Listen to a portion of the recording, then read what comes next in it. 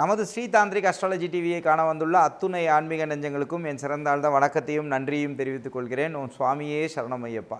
எனக்கு மகத்தான ஆதரவு கொடுத்துட்டு வர்ற அத்துணை ஆன்மீக நெஞ்சங்களுக்கும் நன்றி. இந்த நன்றி தெரிவிக்கும் விதமாக திருச்சி, சென்னை, அதே போல் கோயம்புத்தூர், அதே மாதிரி உங்களுக்கு திருநெல்வேலி மாவட்டங்களில் நம்ம வந்து 2021 வகுப்புகள் செய்யலாம்னு சொல்லி ஆசைப்பட்றோம்.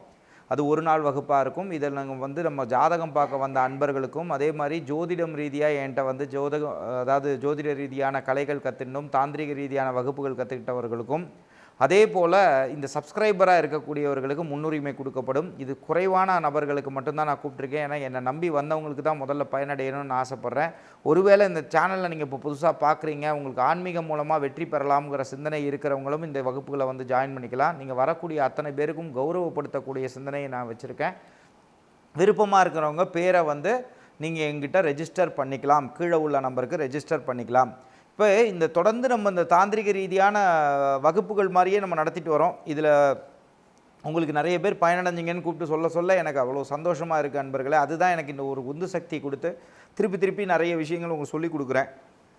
அந்த வகையில் பணப்புழக்கம் அதிகரிக்கிறதுக்கு என்னென்ன மாதிரி விஷயங்கள் பண்ணலாம், இது எளிமையான தாந்திரிக ரீதியாக என்ன பண்ணலாம். இப்போ முதல்ல நீங்கள் என்ன ஒன்று புரிஞ்சுக்கணும், பணப்புழக்கம் இல்லைன்னு சொல்லும் பொழுது நல்லா இருந்து நல்லா இல்லாத தன்மை வந்துருச்சு அப்படின்னா ஜனனகால ஜாதகத்தினால தான் அந்த ஃப்ளக்சுவேஷன் வருதுங்கிறத முதல்ல தெரிஞ்சுக்கோங்க.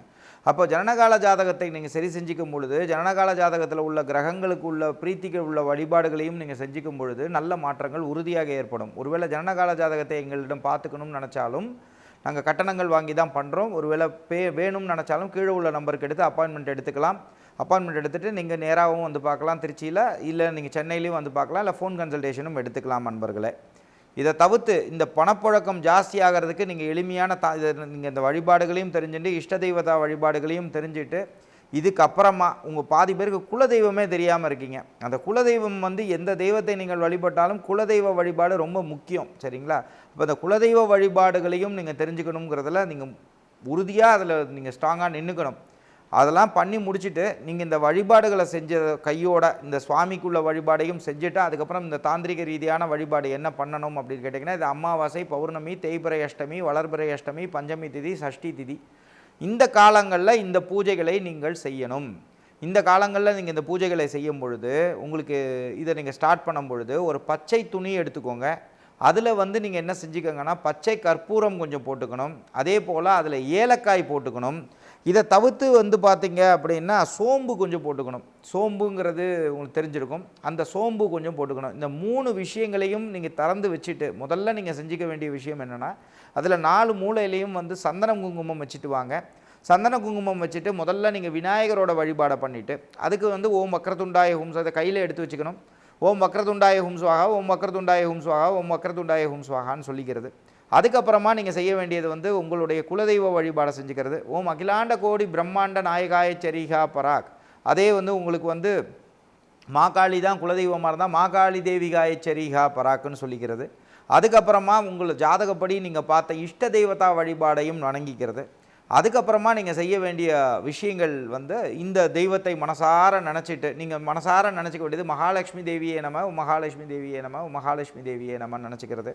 அதே மாதிரி குபேரரை மனசுக்குள்ளே நினச்சிக்கிறது. ஓம் குபேராய நம, ஓம் குபேராய நம, ஓம் குபேராய நமன்னு நினச்சிக்கிறது. இதை நீங்கள் பண்ணிக்கிறது. இந்த வழிபாடை மனசுக்குள்ளேயே நினச்சிக்கிட்டு நீங்கள் என்ன செஞ்சுக்கோங்க, இதை நீங்கள் என்ன செஞ்சுக்கணும் அப்படின்னா, இதை நீங்கள் பண்ணிக்கும் பொழுது மனசார கும்பிட்டுட்டு இதை நீங்கள் கையில் எடுத்து வச்சுட்டு இதை நீங்கள் ஒரு முடிச்சு மாதிரி போட்டுட்டு உங்கள் வீட்டில் இருக்கக்கூடிய பீரோவில் வச்சுக்கணும். இந்த பீரோவில் வச்சுக்கும் பொழுது நீங்கள் என்ன செய்யுங்க, அதோடு சேர்த்துட்டு நீங்கள் டெய்லி வரும்பொழுது சுவாமி கும்பிடும்போது அந்த இதில் வந்து நீங்கள் மல்லிகை பூ வச்சுட்டே வர்றதும் அந்த மனம் கமழக்கூடிய இடங்களில் வச்சுக்கிறதும். அதே மாதிரி நிறைய பேர் வீட்டில் நான் போய் பார்த்துருக்கேங்க. அந்த நிறைய பேர் வீட்டில் பார்த்தா அந்த பீரோவுக்கு ஒரு இம்பார்ட்டன்ஸே கொடுக்க மாட்டாங்க. அதை பார்த்திங்கன்னா கன்றாவியாக இருக்கும், அழுக்காக இருக்கும். அப்படிலாம் வைக்கக்கூடாது. அந்த இடத்துல பணம் வச்சுட்டு அதே இடத்துல நம்ம பேப்பர்னு சொல்லி அந்த பேப்பரை கிழிச்சு போட்டுருவோமா, மித்த எல்லா பேப்பரையும் கிழிப்போம், பணத்தை கிழிப்போமா. அப்போ அதை வைக்கக்கூடிய இடத்துக்கு எவ்வளோ மதிப்பு கொடுக்கணும். சில பேர் வந்து பார்த்திங்கன்னா பர்ஸை தூக்கி பேக் பாக்கெட்டில் வச்சுருப்பாங்க. அப்போ அந்த இடத்துல பணம் வைக்கிறோம். அது பேப்பராகவே இருக்கட்டும், பேப்பராக இருந்தால் அந்த பேப்பர் நமக்கு தேவை தானே, அந்த பேப்பரை யாரும் போட போகிறது இல்லையா. அதனால் நம்ம தெய்வீக நம்பிக்கை இருக்கக்கூடியவர்கள் தயவு செஞ்சு இந்த பின் பாக்கெட்டில் ஆண்கள் பர்ஸ் வைக்கிறத நிறுத்துங்க. அதுக்கு சின்ன ஒரு கிட் பேக் மாதிரி ஏதாவது ஒன்று வச்சுக்கோங்க. கிட் பேக் மாதிரி வச்சுட்டு, இப்போ நான்லாம் போகும்போது கிட் பேக்கில் தான் கையில் தான் கேஷ் வைக்கவே மாட்டோம், பேக் பாக்கெட்டில் வைக்கவே மாட்டோம். அந்த கிட் பேக்குள்ளே வச்சு தான் நம்ம கொண்டு போவோம். நிறைவாக தான் இருக்கும். நான் சொல்கிறது புரியுதுங்களா? மூதாதையர்கள் சொல்லி கொடுத்த விஷயங்கள்லாம் ஒன்றும் லேசுப்பட்ட விஷயங்கள் கிடையாது.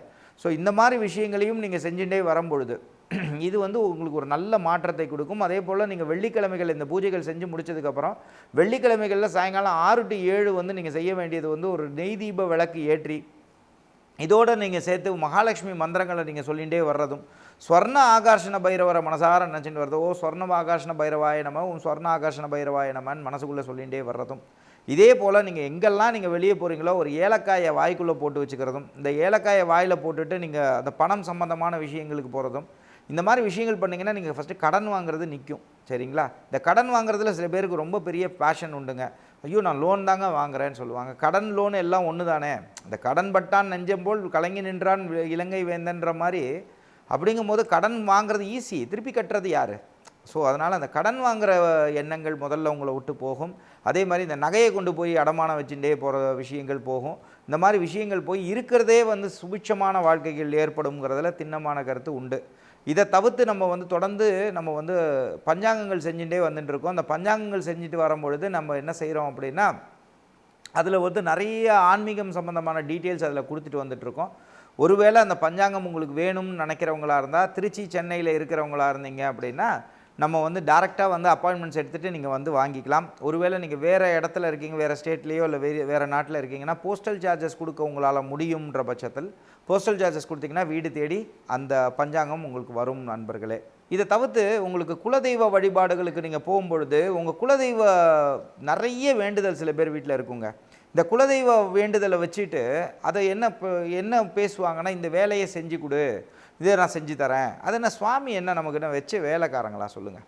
இப்போ சில பேர் அது ஒரு ஜாதகம் பார்க்கும்போது சில பேரை பார்த்தா கோபமாக வரும் பாருங்கள். காரணம் என்ன அப்படின்னா, அவங்க வந்து நான் கேட்டேன் கொடுக்கல, நான் பண்ணேன், அந்த லெவலில் தான் பக்தி லெவலில் இருப்பாங்க. அதெல்லாம் கொஞ்சம் மெச்சூரிட்டி வரணும். இப்போ நம்ம அந்த ஸ்ரீதாந்திரிக் அஸ்ட்ராலஜி இதில் இருக்கிறவங்கலாம் மெச்சூர்டாக இருக்கிறவங்க தான் நம்ம கூட இருக்கீங்க. நான் சொல்கிறது புரியுதுங்களா?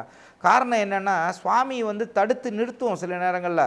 உங்களுக்கு கடன் வாங்கக்கூடாதுன்னு இருக்கும்பொழுது தடுத்து நிறுத்தும்போது சாமியை போய் நிந்திப்பாங்கன்னா திட்டுவாங்க. அந்த டயத்தில் அவங்களுக்கே தெரியாமல் ஏதாவது வேண்டுதலை போய் வைக்கிறது சுவாமிகிட்ட, இதை செஞ்சு கொடு, இதை செஞ்சு கொடு, இதை செஞ்சு கொடுன்னு அதை எப்படி தடுத்து தானே நிறுத்தும்.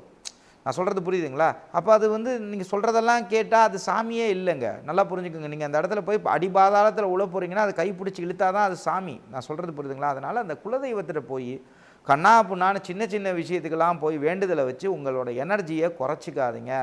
வேண்டுதல் வேண்டாமை இலானடி சேர்ந்தாருக்கு யாண்டும் இடும்பையில். சரிங்களா? அதனால் நீங்கள் போய் எதையும் வேண்டவும் வேண்டாம், எதையும் நீங்கள் வந்து இது வேண்டிட்டு இதுவும் பண்ணவும் வேண்டாம். சுவாமியை நீங்கள் வழிபடவே நிறைய மாற்றங்கள் உங்கள் வாழ்க்கையில் நடக்குங்கிறத புரிஞ்சுக்கோங்க. ஒருவேளை நிறைய நேர்த்திக்கடன் வச்சுருந்தீங்கன்னா, இது நடந்தால் நான் செய்கிறேன்னு சொல்லி இதெல்லாம் லிஸ்ட்டு போட்டு சில பேர் டைரியெல்லாம் காட்டுவாங்க. ஒரு 100 வேண்டுதலை காட்டுவாங்க. அந்த மாதிரிலாம் ஏதாவது தத்தக்கு பொத்தக்குன்னு ஏதாவது பண்ணி வச்சுருந்தீங்கன்னா, தயவு செஞ்சு அந்த வேண்டுதல்களெல்லாம் முதல்ல போய் செலுத்துங்க. சரிங்களா? அது கடனாக போயிடும். ஒரு சில நேரத்தில் நேர்த்தி கடனாக போயிடும். கடனாக போக போக என்ன தான் நீங்கள் போய் இந்த ஆகர்ஷண விஷயங்கள் பண்ணி வசிய விஷயங்கள் பண்ணிவிட்டு உங்கள் வீட்டில் பண்ணாலும் அந்த குலதெய்வ வேண்டுதல் பிரார்த்தனை அப்படியே பெண்டிங்லேயே இருந்ததுன்னா பல விஷயங்கள் தடையாயிரும். ஸோ அதையும் நீங்கள் போய் செஞ்சுருங்க அன்பர்களே. நாளை மற்றும் ஒரு தாந்திரிக ரீதியான வகுப்புடன் உங்களை சந்திக்கும் வரை உங்களிடமிருந்து வணக்கம் கூறி விடைபெறுவது உங்கள் விஜய் சேது நாராயணன். நன்றி, வணக்கம். ஓம் சுவாமியே சரணமையப்பா.